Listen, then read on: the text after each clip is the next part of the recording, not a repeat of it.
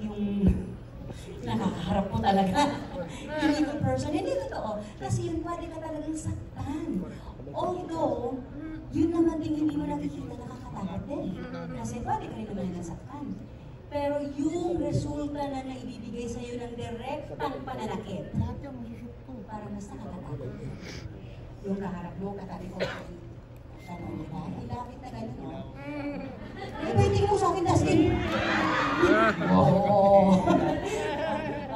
Parang mas nakakatakot yung evil person. Kung naging victim na ako ng isang evil person,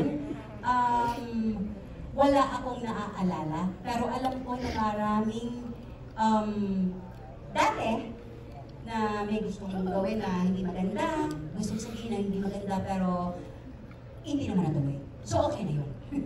Thank you, thank you. Di ba parang walang ka-issue sa Spanish? Just the last 3 decades mo, even more, di ba? 5 years old ka, parang sa legal ka na. 43 years na. 43 years. Non-counting. Miss Carla?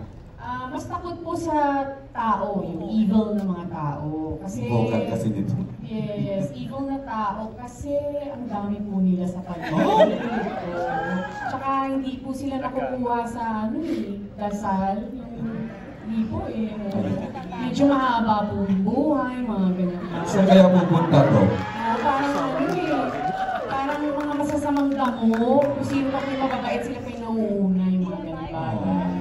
Hindi, pero dapat yung po sabi nila between multo or tao, mas makakot po tayo sa tao, syempre. Kasi yun talaga yung may capability na saktan po talaga tayo ng gusto. Either way, whether evil entity man po yan or human being, katapat lang po talagang pananampalataya. Diyos, si Lord na po ang bahala sa kanila, syempre. So thankfully naman, honestly, evil is everywhere. Sa totoo lang po, my gosh, sa dami po nang nangyayari ngayon sa mundo. Yung mga tao po walang integrity, sa mga magnanakaw po, sa mga corrupt po. Napakadami pong evil entities around us. So, thankfully, personally naman po, wala naman po. Tsaka meron tayong Lord, kaya meron tayong armas, parang gano'n po, against them po. Char? Ang hirap sundan ng sagot ni Carla. Siguro para sa akin, yung evil spirit kasi can go into any person. Diba? Pag weak yung person na yon, the evil spirit can go inside that person. So nakakatakot yung evil spirit kasi it can touch many people and certain people can touch other humans in a big way, diba? Just like what's happening right now in front of our eyes. Diba na, yun nga, gaya na sabi ni Miss Carla na evil is everywhere, you know, but the real battle is how do we eliminate the evil spirits in those people. Diba? Let's just pray for them and siguro pag nakulong na sila, marirealize nila at makakapagdasal-dasal sila.